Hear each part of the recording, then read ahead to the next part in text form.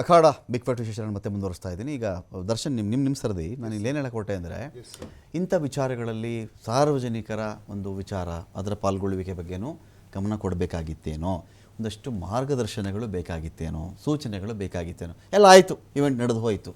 ಇದು ಮಾಡಿ ಇದು ಮಾಡಬೇಡಿ, ಡೂಸ್ ಆ್ಯಂಡ್ ಡೋಂಟ್ಸ್, ಯಾವ ಪ್ಲೇಸು ಏನು. ಈಗ ಒಂದು ಮ್ಯಾಚ್ ನಡೆದಾಗ ಕೊಡ್ತೀರಲ್ರಿ, ಇಂಥ ಕಡೆ ಗಾಡಿ ಪಾರ್ಕಿಂಗ್ ಮಾಡಿ, ಕಬ್ಬನ್ ಪಾರ್ಕಲ್ಲಿ ಇಷ್ಟು ವ್ಯವಸ್ಥೆ ಇದೆ, ಬೇರೆ ಕಾಲೇಜ್ ಗ್ರೌಂಡಲ್ಲಿ ಇಷ್ಟು ಕೊಟ್ಟಿದ್ದೀವಿ, ನಾವು ಕಂಟ್ರಿರೋದಲ್ಲಿ ಇಷ್ಟು ಕೊಟ್ಟಿದ್ದೀವಿ, ಏನೋ ಒಂದು ಹೇಳ್ತಿರಲ್ಲ ನೀವು, ಏನು ಮಾಡಲೇ ಇಲ್ವಲ್ಲ, ಎಲ್ಲ ಬ್ಲ್ಯಾಂಕ್ ಆಗ್ಬಿಟ್ರಿ. ಸೊ ಖಂಡಿತವಾಗ್ಲೂ KCA ಅದರ ಇವೆಂಟ್ನ ಜವಾಬ್ದಾರಿ ಹೊತ್ತಿರೋದೇ KCA ಆಗಿರೋದ್ರಿಂದ ಮೊದಲಿಗೆ ಅವರು ಈ ಪಾಸ್ಗಳನ್ನ ಆನ್ಲೈನಲ್ಲಿ ಬಿಟ್ಟಿದ್ದೀವಿ ಅಂತೇಳಿ ಅಲ್ಲಿ ರಿಜಿಸ್ಟರ್ ಮಾಡಕ್ಕೆ ಹೇಳಿದ್ದೇ ತಪ್ಪು.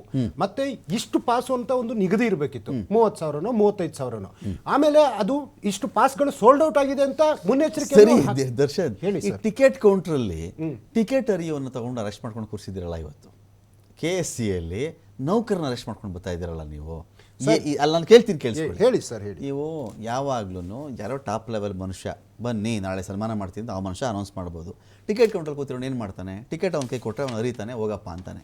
ಯಾವುದೋ ಸ್ಟಾಫು, ಅಲ್ಲಿ ಸೆಕ್ಯೂರಿಟಿ ಸ್ಟಾಫು ಇರಬಹುದು, ಅಥವಾ ಒಳಗಡೆ ಕೆಲಸ ಮಾಡೋನೋ, ಕ್ಯಾಂಟೀನಲ್ಲಿ ಕೆಲಸ ಮಾಡೋನೋ, ಒಳಗಡೆ ಕೆಲವು ಆಡಳಿತ ವರ್ಗದಲ್ಲಿ ಕೆಲಸ ಮಾಡೋನೋ ಇರ್ತಾನೆ. ಟಾಪ್ ಲೆವೆಲ್ಲನ್ನು ಆರ್ಡ್ರ್ ಮಾಡಿದಾಗ ಜನಗಳು ಬರ್ತಾರಾ, ಇಲ್ಲ ಟಿಕೆಟ್ ಕೌಂಟ್ರೇ ನಾಳೆ ಬಂದ್ಬಿಟ್ರಪ್ಪ ನಾನೆಲ್ಲ RCB ಕರೆಸ್ತಾ ಇದ್ದೀನಿ ಅಂದರೆ ಬಂದ್ಬಿಡ್ತಾರ? ಯಾರಿಗೆ ಶಿಕ್ಷೆ, ಯಾರಿಗೆ ಅರೆಸ್ಟ್ ಮಾಡಿದ್ರಲ್ಲ ಇವತ್ತು? ಅರೆಸ್ಟ್ ಮಾಡಿದಿರಾ ಇಲ್ವಾ?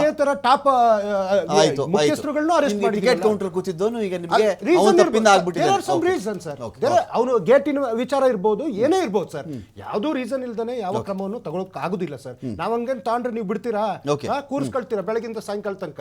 ಸೊ ಅವ್ರಿಗೆ ಬೇರೆಯವ್ರಿಗೆ ಉತ್ತರ ಕೊಡ್ಬೋದು, ನಿಮಗೆ ಕೊಡ್ಬೇಕಲ್ಲ ಸರ್ ನಾವು ರೆಸ್ಪಾನ್ಸಿಬಲ್. ಈಗ ಇಲ್ಲಿ ನಾನು ನಿಮ್ಗೆ ಕೇಳ್ತೀನಿ ದಿನೇಶ್, ಈಗ ಅವ್ರನ್ನ ಏನಕ್ಕೆ ನಾವು ಟಿಕೆಟ್ ಕೌಂಟರ್ನ ಸಿಬ್ಬಂದಿನ ನಾನು ಅರೆಸ್ಟ್ ಮಾಡ್ಕೊಂಡು ಬರ್ತೀನಿ ಇವತ್ತಿಗೆ ಅಂತ ಹೇಳಿದ್ರೆ ಏನು, ಯಾವ ಥರ ಇದು ಅಂತ, ಹೆಂಗೆ ಅವನನ್ನು ಜವಾಬ್ದಾರಿ ಮಾಡಿ. ಈಗ ನಾನು ಇನ್ನೊಂದು ಹೇಳ್ತೀನಿ, ಇಲ್ಲಿ ಉಮೇಶ್ ಅವರು ಅದು ಆವಾಗಲೇ ಒಂದು ಮಾತು ಹೇಳ್ತಾ ಇದ್ರು, ರಮಾಕಾಂತ್ ಬರೀ 1300 ಜನ ಅಲ್ಲ, 5,000 ಅಲ್ಲ, 10,000 ಪೊಲೀಸರನ್ನ ಹಾಕಿದ್ರು ಇದು ಅನ್ಅವಾಯ್ಡಬಲ್ ಆಗಿಬಿಟ್ಟಿತ್ತು ಅಂತ ಬಂದಾಗ, ನೀವು KSCA ಇದು ನನ್ನ ಮ್ಯಾನೇಜ್ಮೆಂಟು ನೀವು ಏನಾದರೂ ಮಾಡ್ಕೊಳ್ಳಿ, ಕರೆದವ್ರನ್ನ ನಾವು ಸನ್ಮಾನ ಮಾಡ್ತಿದ್ದೀವಿ ಅಂದವ್ರನ್ನ, ಆರ್ಗನೈಸ್ಡ್ ಆಗಿ ಇಲ್ದಿರೋನ್ನ ಏನು ಬೇಕಾದ್ರೂ ಮಾಡ್ಕೊಳ್ಳಿ. ಆ ನೌಕರರ ವರ್ಗ ಇರ್ತಾರಲ್ರಿ, ನೌಕರ ವರ್ಗ, ಅಧಿಕಾರಿ ವರ್ಗನೂ ಮಾತಾಡ್ತಿಲ್ಲ ನಾನು, ಅವ್ರನ್ನ ಅರೆಸ್ಟ್ ಮಾಡ್ಕೊಬಂದು ಏನು ಮಾಡ್ತೀರಿ? ನಾನೇನೋ ಅರೆಸ್ಟ್ ಸಂಖ್ಯೆ ಜಾಸ್ತಿ ತೋರಿಸ್ತಾ ಇದ್ದೀರಾ ನೀವು? ಅಲ್ಲ, ಇದು ಹೆಂಗಾಯ್ತು ಅಂದ್ರೆ ಅದೇನೋ ಎತ್ತಿಗೆ ಜ್ವರ ಬಂದ್ರೆ ಟಿಕೆಟ್ ಅರೆಸ್ಟ್ ಮಾಡ್ಕೊಂಡ್ಬಂದು ಅವ್ರು ಏನ್ ಮಾಡ್ತಾರೆ, ಹೆಂಗಪ್ಪ ಸಾಧ್ಯ ಅಂತ ಅಲ್ಲಿ ಏನ್ ಮಾಡ್ಬೋದು? ಗೊತ್ತಿರಲ್ಲ ಟಿಕೆಟ್ ಅರಿಯೋನ್ ಕೈಲಿ ಏನ್ ಅಧಿಕಾರ ಇರ್ಬೋದು ಮಹಾ? ಅಂದ್ರೆ ಇಲ್ಲಿಗೆ ನಮ್ಗೆ ಮುಟ್ಟಾಳ್ತಾನೆ ಎಷ್ಟು ಗೌರ್ಮೆಂಟ್ ಅನ್ನೋದು ಗೊತ್ತಾಗ್ತಾ ಇದೆ. ಪೊಲೀಸ್ ಇವಾಗ ನೀವೇನು ಹ್ಯಾಂಡ್ ಓವರ್ ಮಾಡಿದ್ದೀರಾ, ಯಾರು ಅರೆಸ್ಟ್ ಮಾಡ್ತಾ ಇದಾರೆ ಆ ಅಧಿಕಾರಿ ಬಗ್ಗೆ ನಮ್ಗೆ ಈಗ ಡೌಟ್ ಬರ್ತಾ ಇದೆ, ಅವ್ರು ಯಾವ ಇನ್ಫ್ಲೂಯೆನ್ಸ್ ಮೇಲೆ ಕೆಲಸ ಮಾಡ್ತಾ ಇದಾರೆ. ಯಾಕಂದ್ರೆ ಈ ತನಿಖೆ